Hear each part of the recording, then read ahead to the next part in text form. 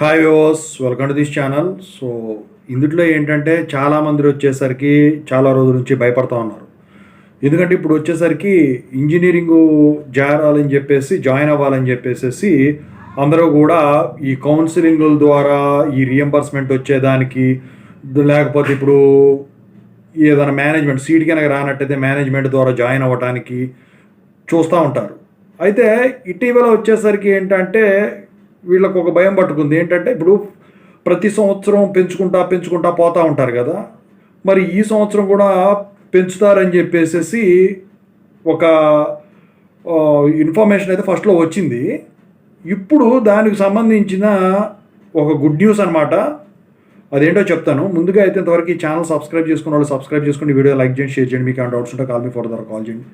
Telugu engineering education Telegram YouTube channel subscribe చేసుకుని JNTU university updates ఛానల్తో సహా. ఇక టాపిక్లో పెడితే ఏంట్రా బాబు అంటే ఫీజులు పెంచుతారని చెప్పేసి మీరు భయపడుతున్నారు. ఆ ఫీజులు పెంచడం అనేది ఇక ఉండదు నాకు తెలిసి ఈ సంవత్సరానికి అయితే వీళ్ళు ఈ యూనివర్సిటీ వాళ్ళకను ఇక్కడ ఈ ప్రైవేట్ కాలేజీల వాళ్ళకు వచ్చేసరికి ఒక కమిటీ ఉంటుందండి.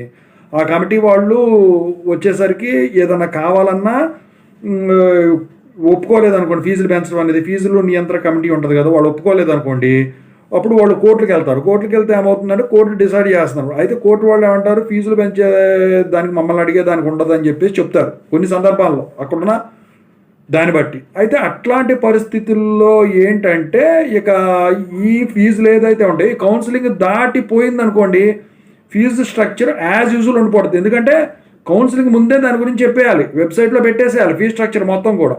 ఇప్పుడు పెంచారనుకోండి, చాలా మంది కట్టలేని వాళ్ళు ఉంటారు మేనేజ్మెంట్ ద్వారా కానివ్వండి. రియంబర్స్మెంట్ అయినా కూడా ఇప్పుడు బీసీలు ఓసీలు వాళ్ళు ఉన్నారు, మొత్తం రియంబర్స్మెంట్ రాదు కదా, 15% ఏమో కట్టాల్సి ఉంటుంది కదా. సో అట్లాంటి వాళ్ళు ఏంటంటే భయపడుతున్నారు. సో దానికి ఏంటంటే ఈ సంవత్సరం కూడా యాజ్ యూజువల్ అని ప్రస్తుతానికి అయితే చెప్పారు. దీనికి సంబంధించిన అఫీషియల్ అప్డేట్ అనేది త్వరలో రిలీజ్ చేస్తారని చెప్పేసి చెప్పడం అయితే జరిగిందన్నమాట. మీరు కౌన్సిలింగ్కి వెళ్ళే లోపు మీకు ఈ పూర్తి వివరాలు అయితే తెలిసిపోతే మొత్తానికి అయితే గుడ్ న్యూస్ అనే అనుకోవాలి. యాజ్ యూజువల్గానే ఉంటుంది మ్యాక్సిమం కూడా.